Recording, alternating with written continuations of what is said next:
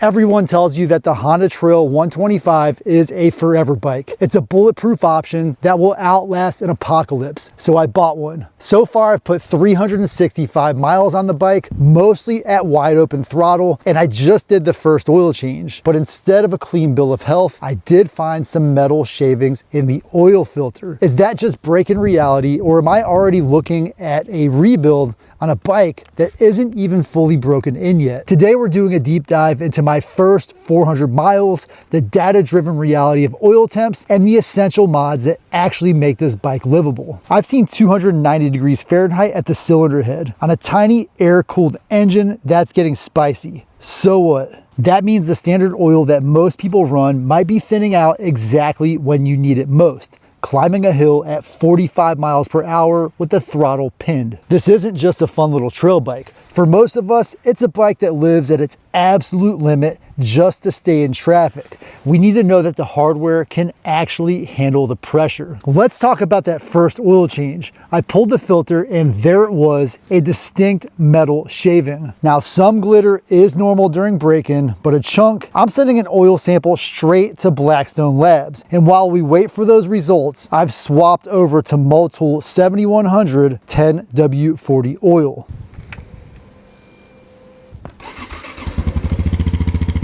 I'm using an OBD2 scanner paired with the Honda Data Link connector and a Car Scanner Pro app to monitor the live sensor data on my dash. Everyone asks, does thicker oil run cooler? In my testing, no. It hits that same 290 degrees Fahrenheit ceiling at wide open throttle. The difference is in the climb. It takes slightly longer to warm up, but the real so what is in viscosity. At those higher head temperatures, 10W40 oil is going to hold its film strength much better than 10W30. If you're riding this bike in the heat or at extended wide open throttles, this is cheap insurance. But you can't monitor those temps if you're staring at this tiny stock Speedo. I've completely overhauled my dash. I mounted a 6-inch LBW Apple CarPlay head unit directly to my large Zeta Adventure windshield bracket. This gives me full navigation, tire pressure monitoring system, and dual dash cams for safety. To power it all, I tapped into the wiring harness for this dedicated USB port. Now, instead of guessing my speed or tire pressure, I have everything I need at my fingertips. It makes this Honda Trail 125 feel less like a toy and more like a legitimate adventure machine. Let's nerd out for a second on why that 290 degrees Fahrenheit matters. In a liquid cooled bike, your coolant keeps things stable. Here, your oil is the only thing standing between your piston and a very expensive paperweight. When the oil gets too hot, its viscosity drops. Think of it like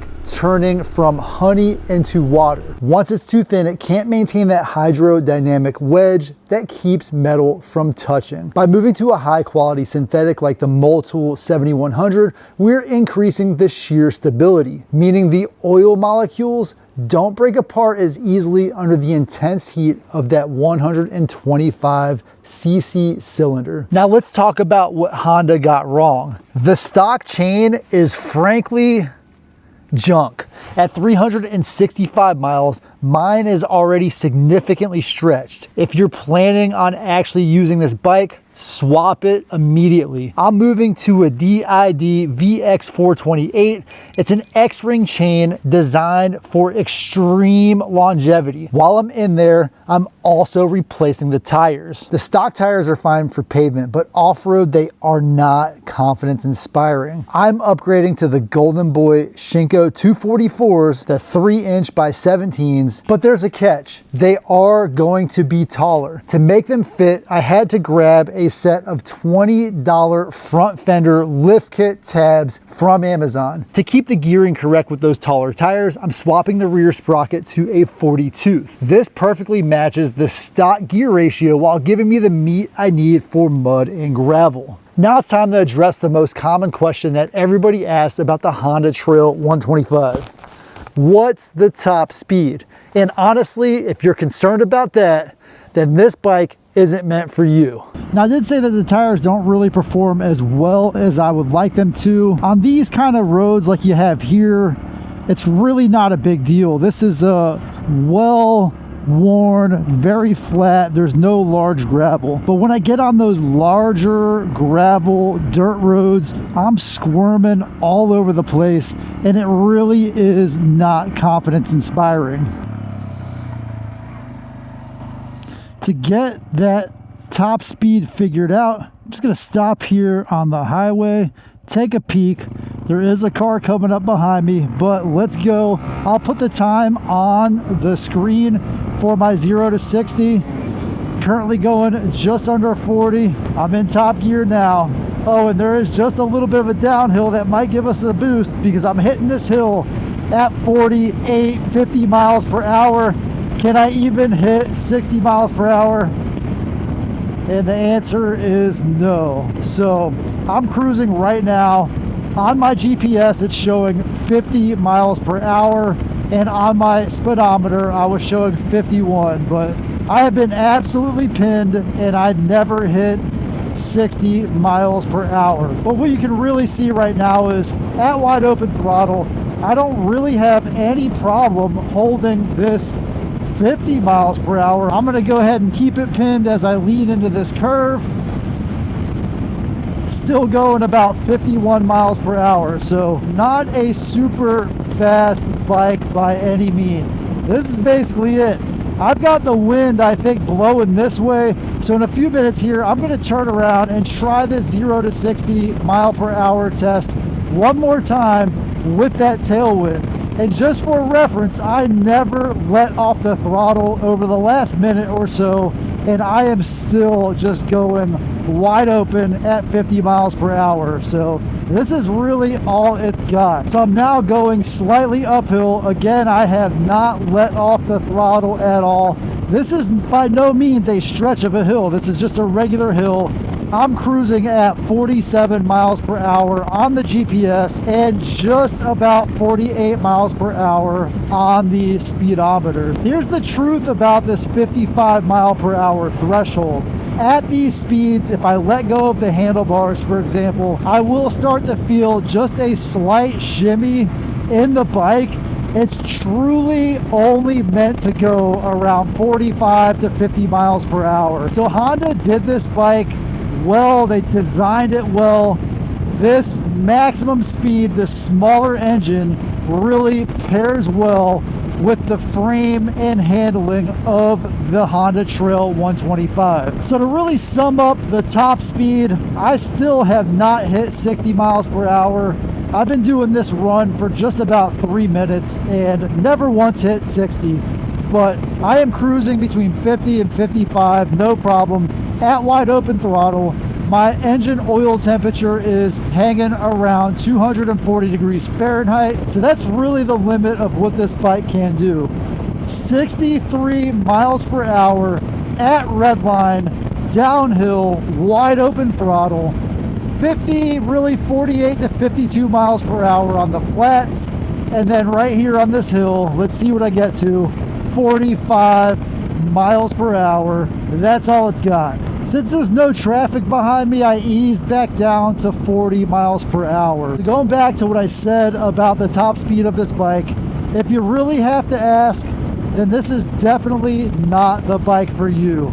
You will never be happy going 50 miles an hour in a 55 zone. If you're in a city, this will be perfect. Or if you're like me and you just like to cruise and enjoy the road, then this thing is absolutely a blast. I'm about 10 minutes into this ride and my engine oil temperature is currently showing 255 degrees Fahrenheit. I have essentially been at wide open throttle except for where I slowed down a few minutes ago. And that is why over the next few weeks I am definitely going to install an engine oil cooler. I ordered a Takagawa 3-row, I believe it is, and it attaches to the cylinder head. Once I get that installed, I won't really worry too much about engine oil temperature anymore. And in fact, I may go back to that 10W30 oil if I sustain a low enough oil temperature, because there is a little bit of additional friction when you have that increased engine oil viscosity. but here I am hitting some curves. This thing actually rips pretty well through the curves at that 55 mile per hour max. I'm gonna go ahead and get this thing turned around, and I want to try one more time for 0 to 60, or at least to hit that 63 mile per hour downhill that I wanted to be able to demonstrate for you guys. So let's go for it.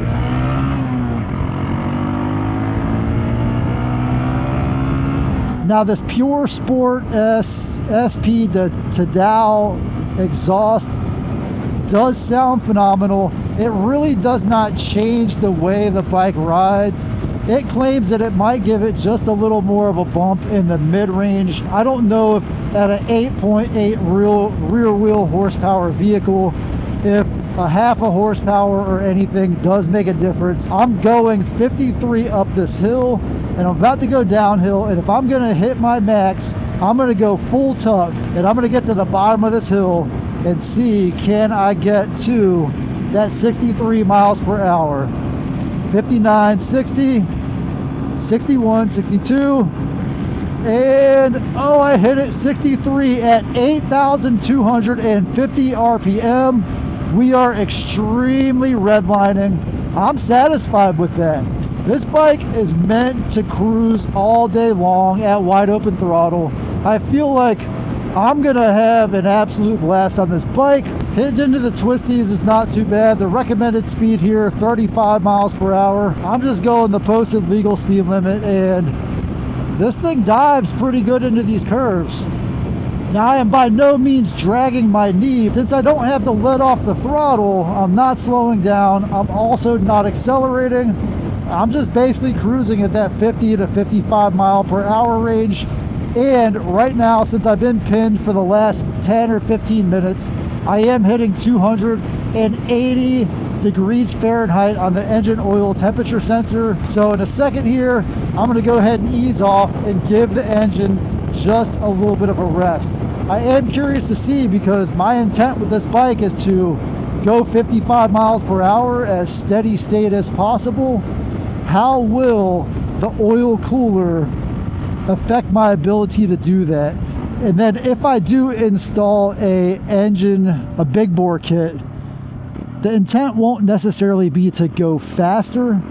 It'll be to have the ability to sustain that 55 mile per hour speed longer and maybe get there a little quicker. But 55 miles per hour is, for my impressions of this bike, just about the max you can really expect for a comfortable riding experience. But this thing definitely has its happy place right here at 50 miles per hour. Now, speed isn't everything on a bike like this. Utility is. For the stuff I need right now, gloves, snacks, or my camera, I added this Kemi Moto center rack and bag. It fills that step-through gap and makes the bike way more functional for daily errands. The best part, I don't have to swing a leg over a giant top box every time I hop on. However, when I need to haul a massive amount of gear, I break out this 48-liter Uber Eats style bag. Now, this is total overkill for a casual day trip, and it looks a bit ridiculous. But for those specific days where I'm hauling extra tripods, layers, and a full day's worth of supplies, it's a game changer. It's the heavy lifter of the setup. Ugly, but incredibly effective when the center bag just isn't enough. Just so we're clear, none of this is sponsored. I paid for this bike and these parts with my own money because I wanted to see if the Trail 125 is as good as I expected it to be. If you want to support the channel's testing, there are affiliate links in the video description, but I'm here to give you the data, not a sales pitch. To round everything out, I added this SP to Dow Pure Sport S exhaust. It doesn't just sound better, it theoretically actually breathes better at those higher RPMs we were seeing on the highway. But don't expect it to turn this into a race bike. It just helps the engine feel a little less choked out when you're pinned at that 50 mile per hour ceiling. The Trail 125 is 90% of the way to being the perfect mini adventurer. That metal shaving in the filter was just part of the break-in process. The mow tool is in, and this engine is ready for years of abuse. But now I'm at a crossroads. I've got that Takagawa oil cooler coming to help with those hot summer temperatures, but the real question is, do I just stop there? A big bore kit would give me the power I need to hold 55 miles per hour on the hills. But is it worth sacrificing that legendary Honda reliability? If you were building this to be a forever bike, would you keep the internal stock and just run it as is? Or would you take the plunge and go for more displacement? Let me know in the comments, and I'll see you on the next trail.